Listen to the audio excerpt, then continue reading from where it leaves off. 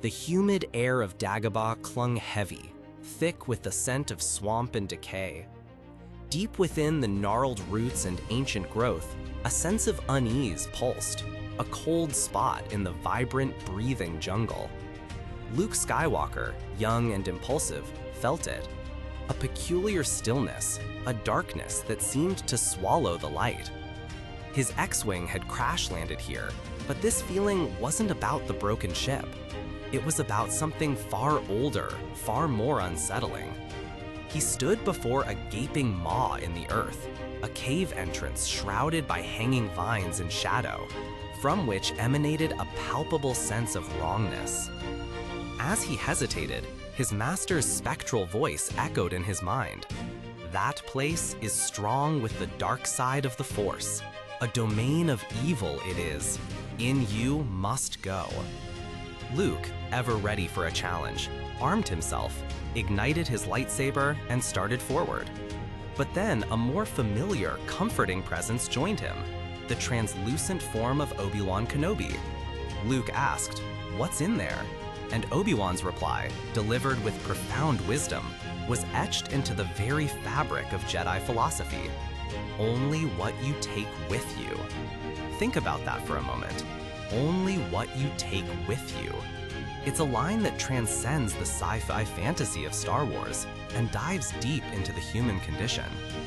Luke, filled with a mixture of fear, aggression, and a desire to prove himself, stepped into that dark void.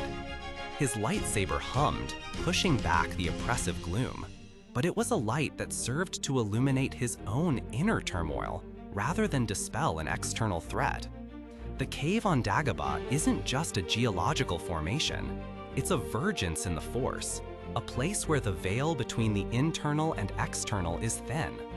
It acts as a perfect, unflinching mirror to one's own inner state.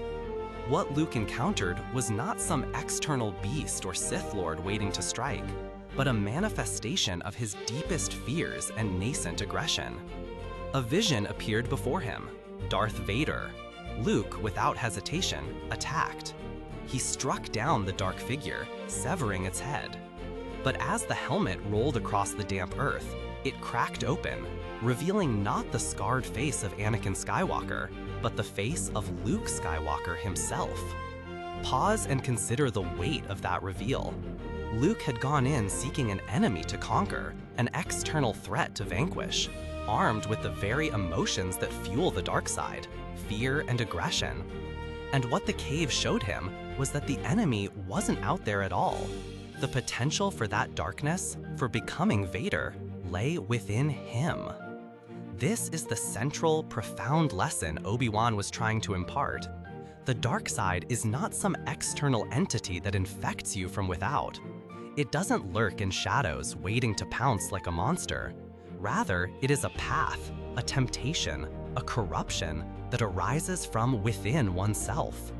Fear, anger, aggression, hatred, these are not external forces to be fought with a lightsaber. They are internal states, emotions that, left unchecked and unexamined, can lead an individual down a path of destruction.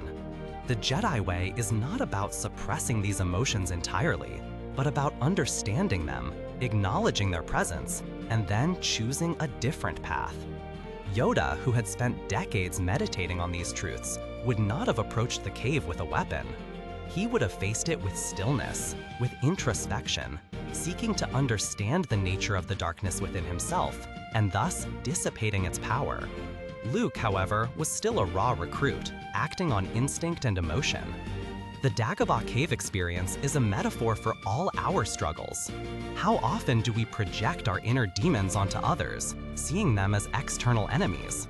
How often do we feel overwhelmed by circumstances, when in reality, it's our own fear, our own resistance, or our unaddressed resentments that are the true obstacle? The cave forces Luke to confront this uncomfortable truth. The dark side isn't a separate entity to be battled and defeated. It is a potential within every sentient being, a choice. This lesson resonates throughout Luke's entire journey.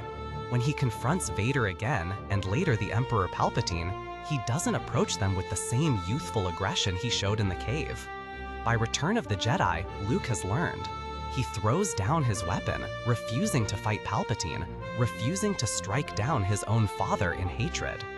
He has understood that the true victory over the dark side isn't achieved through violence, but through compassion, self-control, and unwavering inner peace. He faces his father not as a monster to be slain, but as a man who needs saving, whose light has been buried, not extinguished. In our own lives, when we feel overwhelmed, when we face a challenge that seems insurmountable, it's worth remembering Obi-Wan's quiet wisdom. Only what you take with you. Are you bringing fear, anger, resentment, and a desire to control? Or are you bringing clarity, compassion, understanding, and an open heart? The external world often reflects our internal state. True mastery, true Jedi wisdom, isn't about fighting the darkness outside, but about understanding and integrating the shadows within so that the light can truly shine through.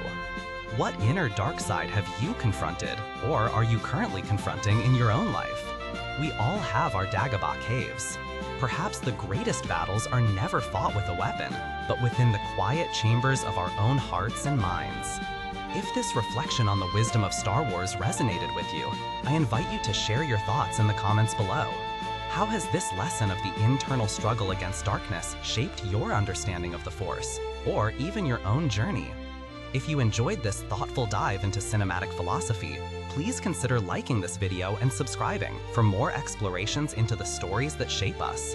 Until next time, may the Force be with you.